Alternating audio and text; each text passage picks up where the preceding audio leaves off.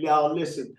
I took 11th grade English, not one, not two, but 3 times. I took 11th grade English 3 times. 12th grade twice. I failed choir. Out of a class of 258, I was 255. And so, you know, for the longest, I allowed my inability to do good in school to be an excuse why I couldn't do good in society. But I messed around and was over my friend's house one day and read some of his dad, starts dabbling in some of his daddy books, Tough Times Never Last, but Tough People Do, Think and Grow Rich. And it began, oh yeah, let me add this to it as well. I remember, Summer, at about 18 years old, I remember saying, I'm going to have my last supper. I remember going to Shoney's on Covenant Pike. And I said, after that, I'm going to kill myself.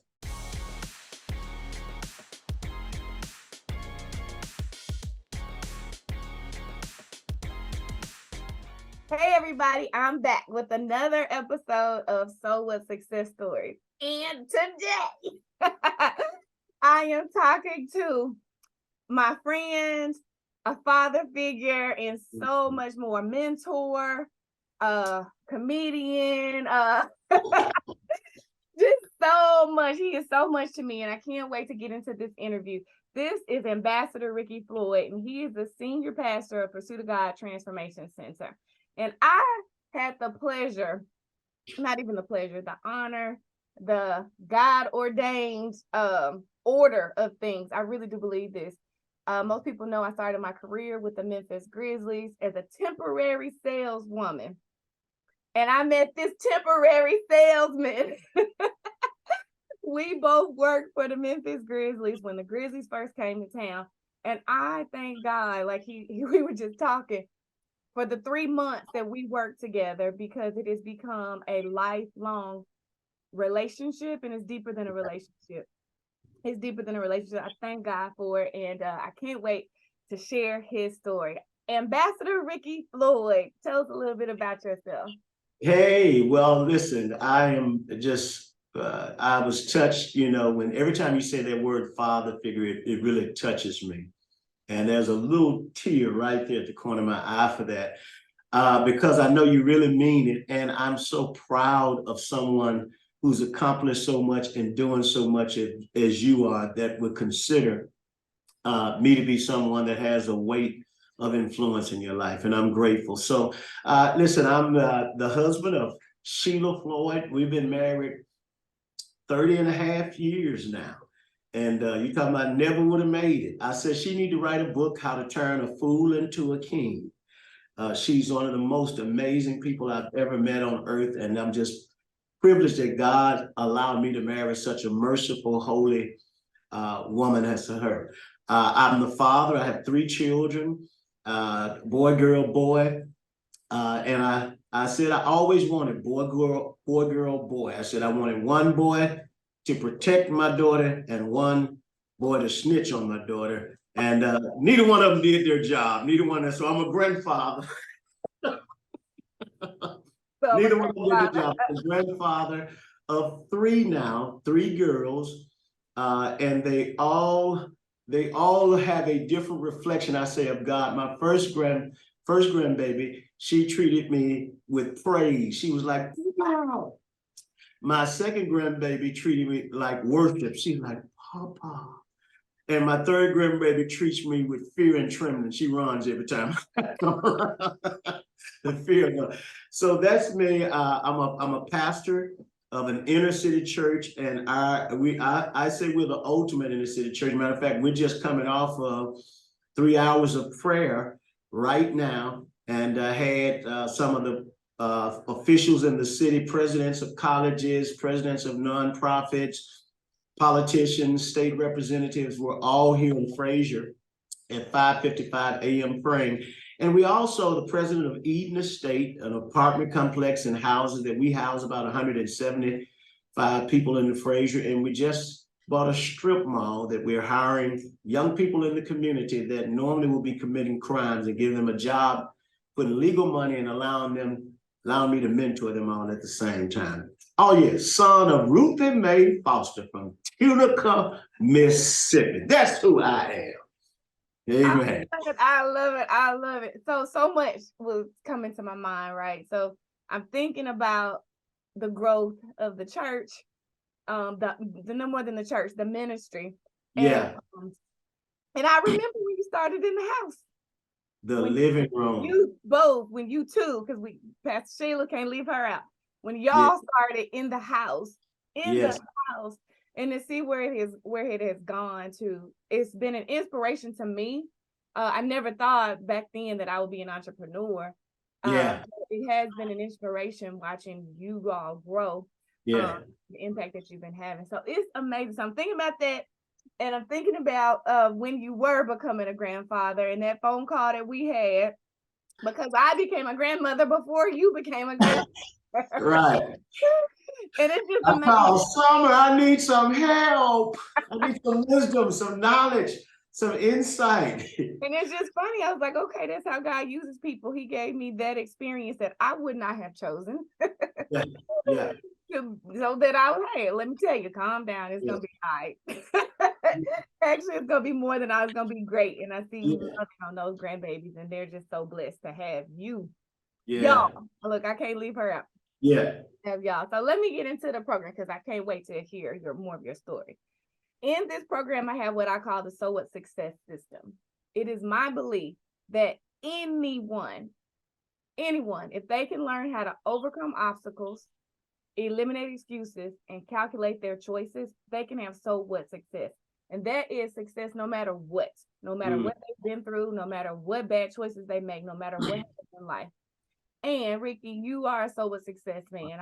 I know a lot of your story, and I see how successful you are in spite of so many challenges.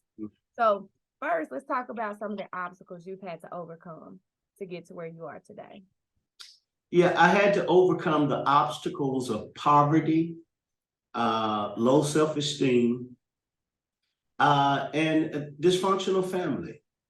My mother was born in Tunica, Mississippi, which was the poorest county in the poorest state in the United States of America when I was born there.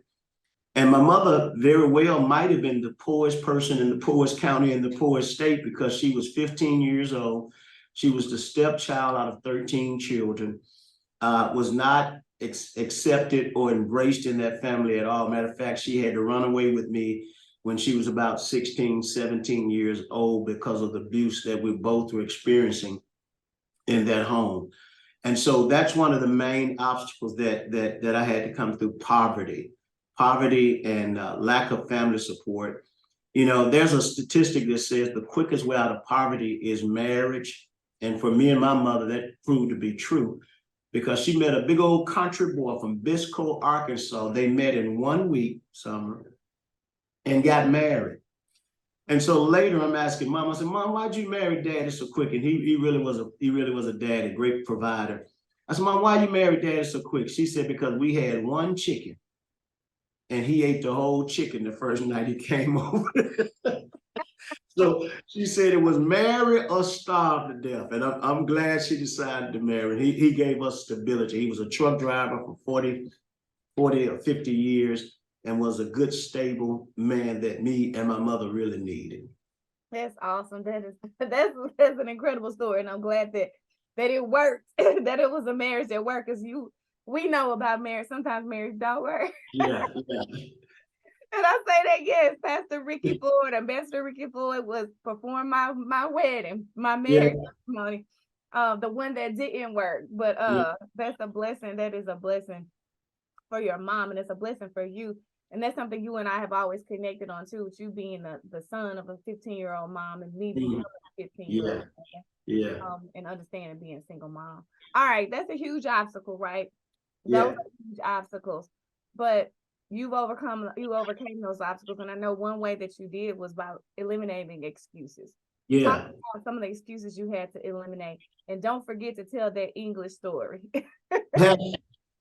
Well, two of the enemies I had to eliminate. One was a racism. I used the white man as an excuse to a lot of my failures. And of course, I had experience in that. There was an incident that even though my mother had low education, she only had an 8th grade education. She was a hardworking, she'd be a good person for you to interview one day, Summer. Very hardworking, focused, disciplined person. So even though she only had an 8th grade education, man, when she was 28 years old, Summer, she had 3 houses at 28 years old. And I remember, but because she couldn't read, she had gotten a loan on one of the houses, and she had signed some paperwork that didn't realize if she missed one payment, that they could take 2 of her houses. And I remember being in court, seeing a white judge, white lawyers, white people that are trying to take my mother's house. And I remember them literally taking my mother's house. And I remember my mother falling in the middle of that floor in that courtroom, weeping and crying. And the judge would ask her, "What's wrong? You got in one house. Why ain't you happy?" Now, here's a 28-year-old who's worked to own 3 homes with no education. She did everything the American system said she should do, and at a better rate than most. And the judge tells her she should be happy. And I remember being there feeling helpless, hopeless, seeing my mother. I'm a protector and a defender. Seeing my mother cry, and there was nothing I could do. So the only thing that I allowed myself to do right now was hate. At that moment was hate. I couldn't shoot nobody. I couldn't slap nobody. I couldn't get my mama's house back. I didn't have no money. So hate was what I began to function on. And I went through a while where I was very evil toward white people and hateful, and they were the excuse for every failure that I had in my life. That's one thing I had to overcome. And then inability to master the King James English was another obstacle that I had. Y'all listen, I took 11th grade English, not 1, not 2, but 3 times. I took 11th grade English 3 times. 12th grade twice. I failed choir. Out of a class of 258, I was 255. And so, for the longest, I allowed my inability to do good in school to be an excuse why I couldn't do good in society. But I messed around and was over my friend's house one day and read some of his dad, started dabbling in some of his daddy books, Tough Times Never Last, but Tough People Do, Think and Grow Rich. And it began, oh yeah, let me add this to it as well. I remember, Summer, at about 18 years old, I remember saying, I'm going to have my last supper. I remember going to Shoney's on Covenant Pike. And I said, after that, I'm going to kill myself. Mm-hmm. And there was, now this is why I'm racist. And there was a white waitress that came around and acted like she was cleaning up Summer, but she saw the depression. She saw that spirit of suicide on me. And she said, it ain't as bad. She didn't even look at me. I guess she didn't want to trigger me or want to get fired. She says, not as bad as you think it is. And even in my suicidal state, I wanted to cuss her out. But she says, try reading some positive books. And then she said, try the Bible. I wish today I could find that lady, because that lady saved my life. You never know who one word that you could give to that can stop somebody from ending their life. And that lady was that angel. She was literally an angel for me. And so the depression, low education, and poverty are obstacles that I had to overcome. And excuses that you had to eliminate. Talk a little bit about how you did that. How you got rid of those excuses. Well, when you begin to hang around people that are successful and people who are not going to co-sign for your sin, which is missing the mark, for your stupidity, which is ignorance, and for your I call them sad, seductive, satanic stories. Sad, seductive, satanic stories. When you find people who are going to call you out, and literally looking at my mother, my education was better than hers. I didn't have any children. And I began to watch my mother accomplish businesses, accomplish homes, buy land. She recovered. Matter of fact, she lives on 40 acres of land, 13 horses, 8 cars, 3 houses. and 2 chickens. In Mississippi right now. So when you have a model like my mother, who had a greater level of excuses that I had, but she still found a way to be successful, that kind of robs you of the opportunity to use excuses. I love it.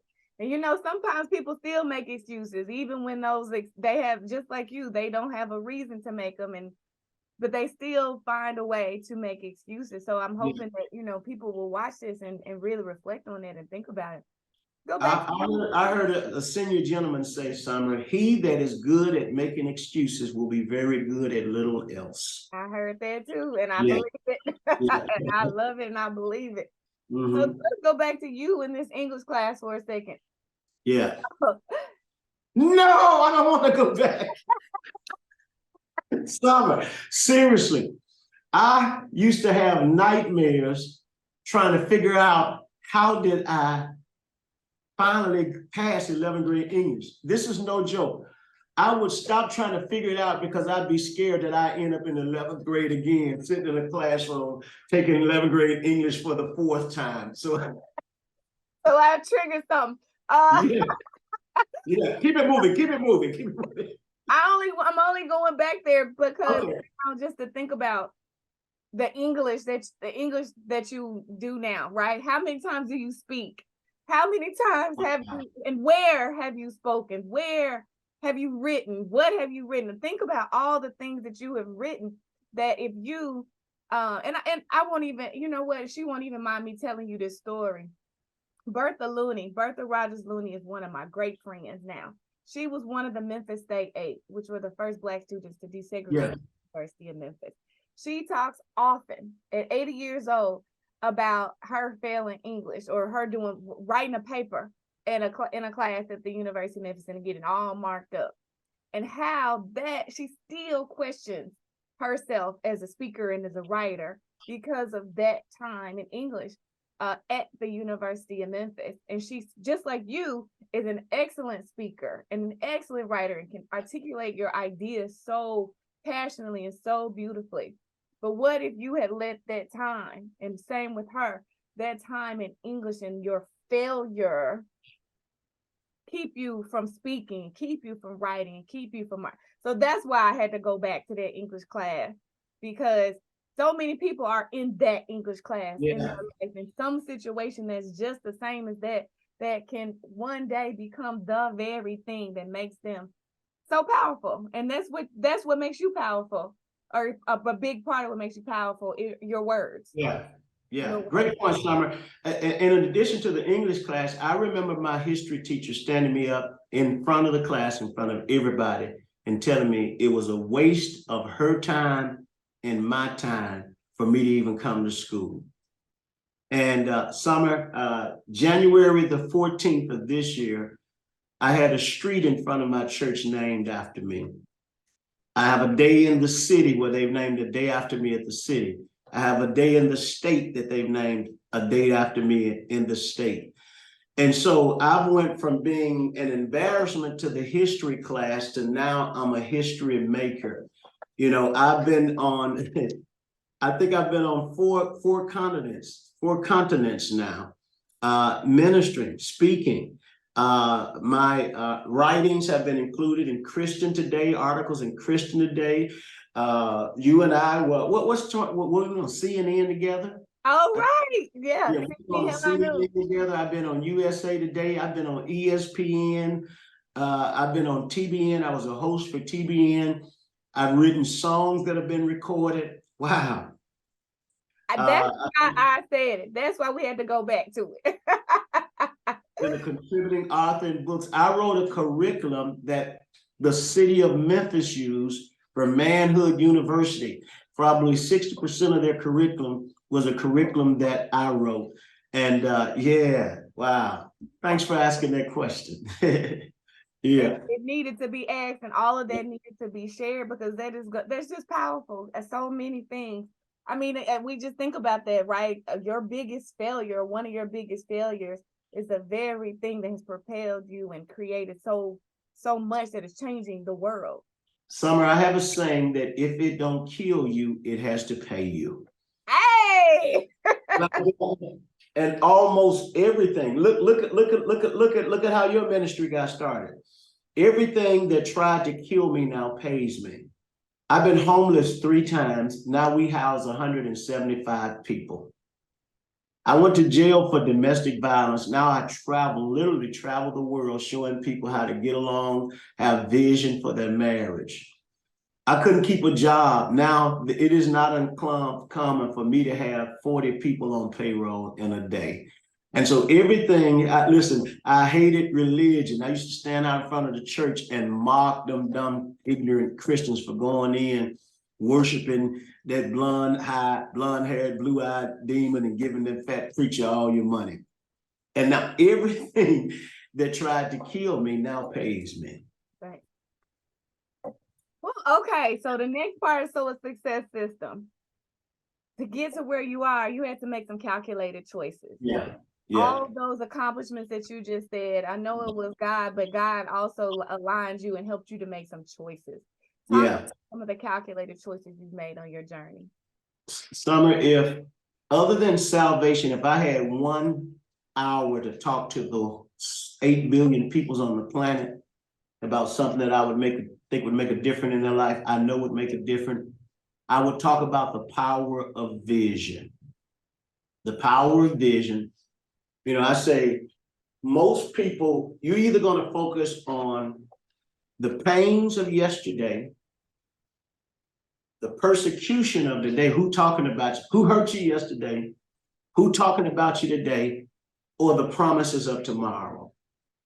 When I begin to focus on the promises, the rights, the privileges, the benefits, the things that I would inherit simply because I had a prophetic revelation of my future that was more compelling and more real than what happened yesterday. See, think about what happened yesterday. It ain't happening no more, but you are imaging it in. Imagine it in. The Bible says, don't forget, but it says, remember them no more. When you remember something, it means you keep putting it back together.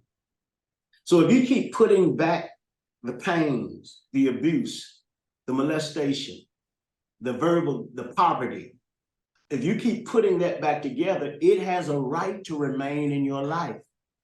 But if you go into the future and start having faith, hope, expectations in love, not revenge, of what you believe in God for, and feel like you got it before you get it, God will make the earth give it up to somebody who is fully persuaded. If you remember the one with the issue of blood, she had no business being out in public. But not only was she out in public, she had lost everything. She pressed through the crowd, and that's what vision does. It allows you to press through the crowd. She touched the hem of his garment, and listen to what he said. He didn't say, I healed you. He said, your faith has made you whole. And then he called her daughter because he was faith. And so that's what happened to me. Faith, when I finally got a right revelation of God and who I was in God, and the rights and the privileges and the benefits and the responsibility, because most Christians think this way. Most religious people, period, or spiritual people, whichever way you want to say it, they either think of their responsibilities toward God. You got to do this, got to do this, got to do that, got to do this. Or they think of the privilege. God gonna give me this, God gonna give me this. Well, there's a balance. I've got a responsibility and I've got some rights. When I got the revelation of the responsibility and the rights, man, life changed for me. This thing is real. Life changed for me. Sometimes I'm just riding along and I cry. And I get mad. Sometimes I want to tie a string to my feet and kick myself in the behind for letting the devil trick me into trying to commit suicide. When I think of all of the relationships and experiences that I would have missed. Yeah. So I can relate deeply on that because when I was 15 and I was pregnant, I had 3 suicide attempts. And And just the same as you, I think about what God has allowed me to accomplish in my life, and now how I have been able to use my life and my story and my journey also to help other people. Yeah. So I know, I do, and I get emotional too when I just think about, well, what if I had done that? And I even, look at my son and my grandchildren and think about that they wouldn't be here. Yeah. And so yes. So I know. Yeah. I know, and why I'm kind of speechless now is because I'm thinking about the number of people that you and I both now have impacted in our lives, and that just wouldn't be the case. So and then going back to even just me getting my very first job after college at the Memphis Grizzlies, where I had the privilege of meeting you, connecting with you at that time, and how powerful even that has been. So Yeah. so you know how to overcome obstacles, eliminate excuses, and calculate choices. You are no doubt a huge so what success man. But what is your personal definition of success? My personal definition of success is pleasing God, enjoying family, and leaving a legacy for your children's children. Listen, I'll tell you, when grandbabies got added to my life, everything changed. There were chambers of my heart that opened up that I didn't even know existed. A whole nother level of love came. And so for me, family is everything. And I don't want to say pride myself, but I love being a provider. I love it. I love when my wife says, "Can you know?" Some people get mad when their wife. I love it when my wife says, and listen, this is no exaggeration. Most men think I'm henpecked when I say this, but Summer, I cannot remember the last time I told my wife no. I can't. But I want to say this, one of the reasons that I can say that is because I have done an amazing job at selling her on the vision. So there's some things that she will never ask me because we're so in tune with the vision. Matter of fact, I walked to her last week and I did this. She said, "What's that?" I said, "You have 3 wishes. Your wish is my command." And we're so on one accord. The one thing the wish that she gave was the exact same thing that I'm believing God for. And she still hasn't used her other 2 yet. And so again, I'm just bragging on my wife and bragging on, and if there are any men watching me who are gonna marry my daughter one day, listen, my wife and I were together 10 years, Summer, and it was horrible. When we wrote a vision for our family, 90% of our arguments stopped immediately. The Bible says, write the vision, make it plain so that he can read it, can run with it. If there's anybody watching me that's considering getting married or long-term, or you're in a marriage, let me tell you something, writing a vision and all that get understanding. Write a vision will cause a spirit of unity, which will activate the supernatural power of God to cause y'all to do great exploits and experience ecstasy in your first 10 years and not your last 20 years like me and Sheila. I love it. And I appreciate you sharing that, someone who's been through what I've been through, and yeah, just watching you all. And I wish people had a real, people who don't know you. Yeah. Won't get it, but I'll just say it as best I can, are a role model couple in so many ways. In so many ways, the faith that you show and exhibit, the vision that you show and that you give and that you live and help others to see.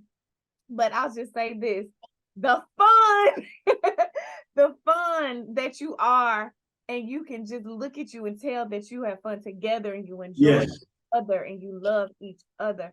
And I tell you, your role models for me for sure in every way when it comes to being in a relationship. So hopefully everybody who's watching this will definitely heed that advice that you said, and And even, it's hope and inspiration for you to share that the first 10 years were horrible, because most people don't make it 10 years to even even get Man. to the side, right? Yeah. And Summer, I think the only reason that we made it was one thing, that because her mother had been married about 5 times, my mother had been married twice and was not in a very, happy relationship. And I think one of the things that we did, we said divorce is not an option. And so we didn't get a divorce, but we were miserable. So finally around the 10th, we said, well, if we ain't gonna leave each other, let's make being unhappy is not an option. And so again, when we wrote the vision, everything changed. That's awesome. That is awesome. And I see that in your children, how that is passed down to the children. And that's just beautiful. Beautiful. Just know that people are watching and seeing and loving and admiring and Yeah. getting hope from. Yeah. And be praying too. And It still ain't easy. there you go. There you go. Yeah. I have one last question for you. You've been dropping dimes the whole conversation for sure. But you're full of wisdom. You're full of wisdom and knowledge and experience. But we don't have time for all of it. But what was one piece of advice, one more piece of advice that you would leave somebody watching this who wants to be successful, but they run into obstacles? And it could be obstacles that you've experienced. It could be relationship obstacles. But just one piece of advice that you would leave. A thought caught is a lifestyle bought. Let me say it again. A thought caught is a lifestyle bought. These are my quotes. Whatever you expect is the check you collect. And so manifestation always starts with thinking. If I think it, I'm going to feel it. If I feel it, I'm going to speak it. If I speak it with my thoughts and my heart in agreement, it becomes a threefold cord, and it shall not be easily broken. Never speak, never think, never feel anything that you don't want. Listen, if you hold a thought more than 16 seconds, it becomes a way of thinking. You got to begin to think about what you think about. We have 70 to 80,000 thoughts a day. And the reality summary is most of those thoughts are not our thoughts. They are thoughts that social media, politicians, rappers, movie shows, advertisers are giving us so that they can either profit off of us or take something away from us. Begin to think about what you're thinking about. And if you continually think about that, how's that going to make you feel? And if it makes you feel, what are you going to say? And if it makes you say, what are you going to do? And so catch those thoughts that are unproductive and get rid of them in the grave. There's a Chinese proverb said, it's okay for bird to fly overhead, but don't let him build a nest in half. That was my Chinese version right there. Sound more African than it. I love it, but it's the words that matter. Yeah. I love it. I love it. That's great to leave us on, and it gives us all something to think about. Yeah. Ricky, thank you for being my friend all the way back. You were just Ricky. We were just pretty Ricky, what they call you. So I was just thinking that we had 3 historic moments, us meeting each other, the Grizzlies. We were the ones who helped bring the Grizzlies and make them successful by our good salesmanship. And we were together, Summer, when the towers got hit at 911. Sure were. We were together. Yeah. We sure were. Yeah. We sure were. You have been a part of a lot, even more than that, a lot of special moments in my life. And it's going to be a lot longer if I mention everything that I'm thinking about right now. But you have been a major part of my life and a major part of my journey. And I thank you for your love. I thank you for your love and the laughs. Like I just thank you for the laughs. Yeah. It's such an important part of life, because life is serious. life can be hard, and life Yeah. is hard in a lot of ways, but you have been just a very, very special part of my life. So I'm gonna end this because before I get but thank you again. I thank you and I love you, and I love Sheila, and I love what you're doing. I love the role model that you are as entrepreneurs, as business people, as Yeah. leaders, as Christians, and as a couple. So thank you, thank you, Thank thank you. you. Love you, All love you. right. Love you. If you're new to my channel, welcome. Don't forget to like this video and subscribe to the channel for more inspiration and tips to become a more resilient and confident leader of others or even just your own life.